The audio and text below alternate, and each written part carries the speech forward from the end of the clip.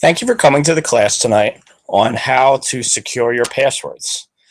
This is a pretty difficult subject to work through because it's a lot to handle and it can be stressful. So I try to lighten it up by saying, honey, I lost my password, because often we lose our passwords and we want to secure our passwords, secure our information, and so much, as we'll see, is online. It's becoming our future, if not our present. So tonight, what we're going to be looking at is we're going to be looking at how all of our data really is online, and much of it is protected by different forms of passwords or other securities. So much of it's online, and we have to be sure that it's protected. And by online, I mean the cloud. And what I mean by the cloud is we'll get into further, but it's a lot of our information up in the internet that can be accessed anywhere. And unfortunately, it can be easily accessed by others than those who own it. And then we're going to really practically probe this subject, and I will be going over and listening to each of you and getting an idea of what you'd like to learn, but I'll be sharing some tips, tricks, skills, different ways beyond passwords, just to how to secure your information online. So the outcome and the goals, what will you be stepping away from this course with? You'll be able to write out strong passwords. We will be writing with different skills and tips that I'll show how to write strong passwords that are not password 12345 or the street you grew up on or your dog's name. You will also be knowledgeable in how to store these passwords. Some people try to remember them and then they forget, or maybe they're written down in one place, or maybe they don't have a plan. We'll go over some safe plans to house that information. And then we'll finally learn how to take all that we're going to come up with tonight and have an overall more secure online presence, and be able to protect what you personally deal with online. I'm going to try to gear this towards what you use. So some of you might use social media or banking or email or a mix. We'll make it work.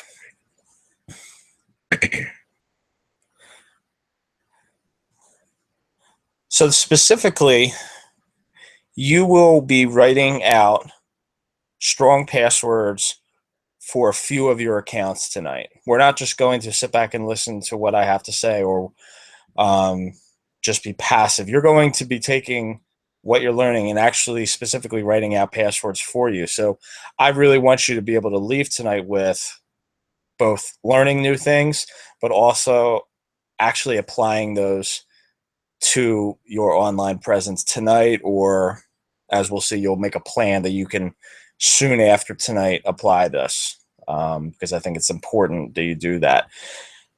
And you'll learn some other lines of security that you can apply to your account. And at the end of the plan, I'm asking that everyone come up with at least one new measure that they can take to protecting their online information. So here, we'll start out with the sheet of paper we have. In the space below, what you'll do is you'll write out 3 usernames of yours. So maybe your username is your email address, or maybe it's a nickname. And then write out the password. And that's the tricky part. Can you remember your password? And then if you get it all written out, next to each of them, I'd like you to rate each of those passwords on a scale of 1 being it's a really easy, simple password, not very difficult, to a 5 being it would be very, very difficult to guess that password.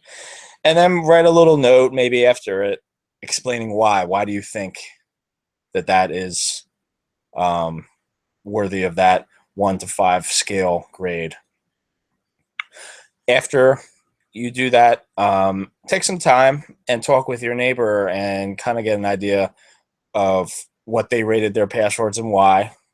Um, don't get too worried about others seeing your passwords because you'll probably end up changing that password by the end of tonight. And then we will all come together and talk about it. So, one of the challenges that you see online is you're trying to remember and use all of those passwords, and you have several different websites that you may use, and it's just easy just to use the same one everywhere, so you know. But the trouble is if a hacker or someone that's trying to access your information gets the password to your online poker website that isn't very secure, and it's the same password as your banking, think of it like a domino effect. One is going to go down and the rest. I'll be showing a video about a guy named Matt Honan, who was a Wired.com news journalist who had a very similar experience where he used Apple iCloud accounts that had everything linked together from his iPhone to his computer to his iPad, and someone was able to get into one and sweep through and take everything.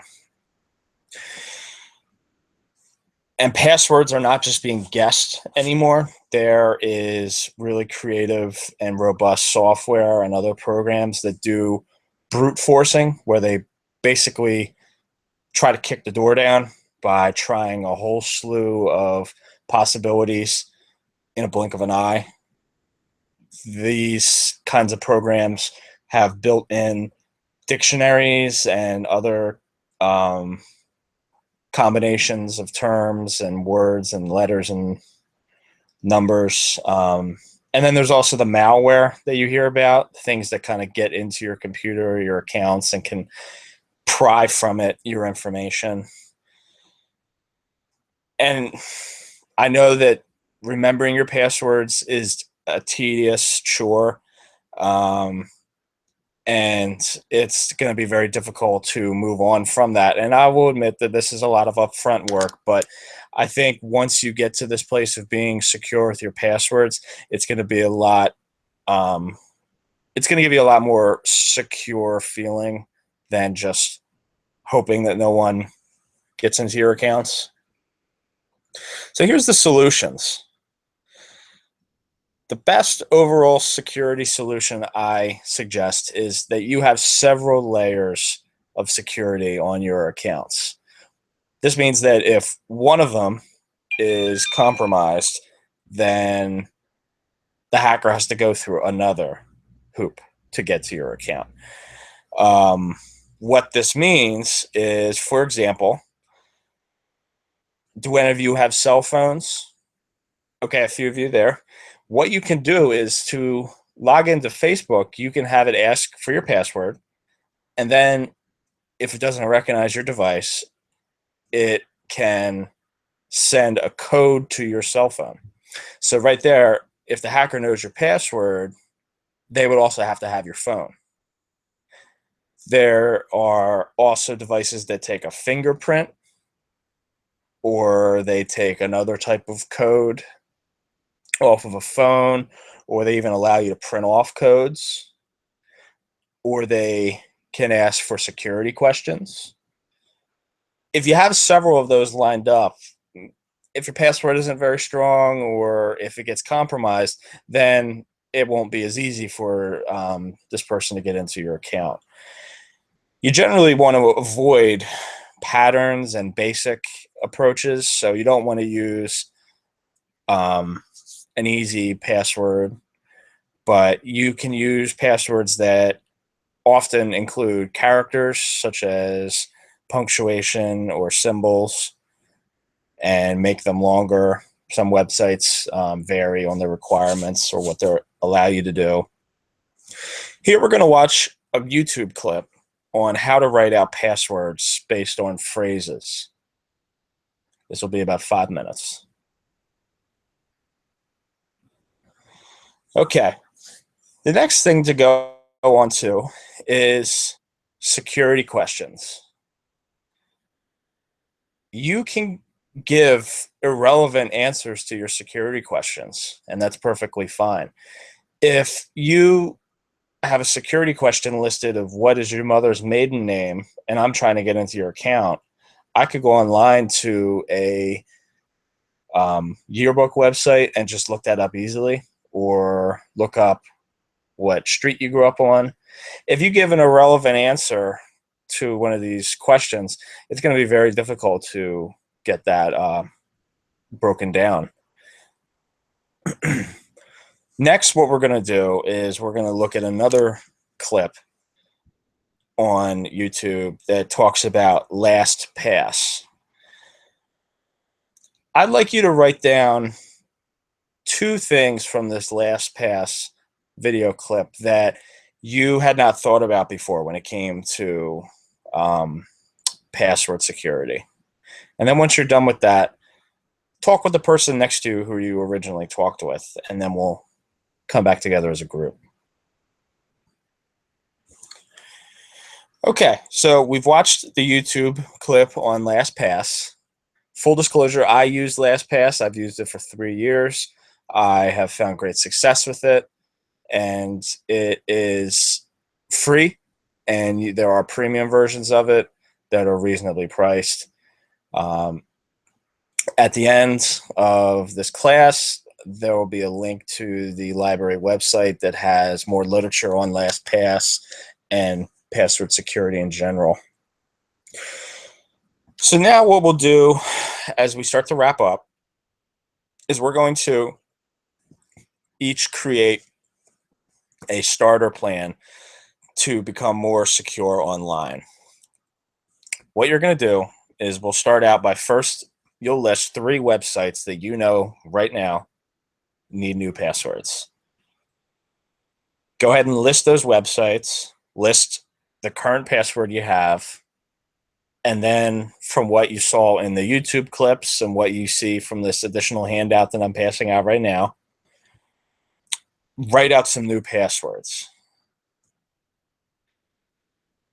Then after that, I'd like you to also list one idea for a second layer of security or a trick that you could use as soon as tomorrow. Remember, we talked about 2-step authentication or answers to security questions and some others. All right. I've gone around and I looked at your plans. These are really good starter plans. I am available to talk in any way over the computer or over the phone or stopping in to help you, to give advice or to work with you to continue on with these plans. These are a really good, strong start, and they look to be relevant to each of your needs. On the way out, please take this handout for an evaluation. I want to learn a couple things from tonight. I want to learn what you learned tonight and learn about what you would like to, what other subjects you'd like to learn about in the future, and kind of get an idea of how this course could be done better. Make sure you take the How to Avoid the Password Apocalypse handout, and also visit the website for more information. Please also make sure you get that evaluation back to me by September 8th.